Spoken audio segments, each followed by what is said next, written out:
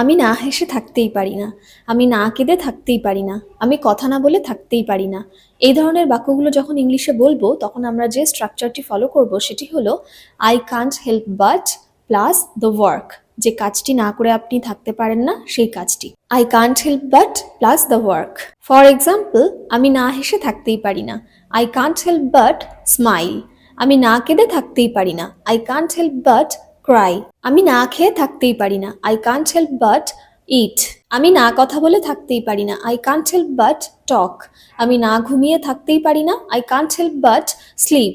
আমি না গিয়ে থাকতেই পারি না, আই কান্ট হেল্প বাট গো। এখানে একটি জিনিস লক্ষ্য করেছেন, প্রত্যেকটি ক্ষেত্রে কিন্তু ভার্বের ফার্স্ট ফর্ম বসেছে। মানে যে কাজটা আপনি বসাবেন সেটা তো অ্যাকশন ভার্ব, সেই ভার্বের ফার্স্ট ফর্মটাই কিন্তু বসবে, তার সাথে কিচ্ছু অ্যাড হবে না। এরকম আপনিও যে কাজগুলি না করে থাকতে পারেন না সেগুলো এভাবেই ট্রান্সলেট করে অবশ্যই কমেন্ট সেকশনে জানান। Thanks for watching, have a good day.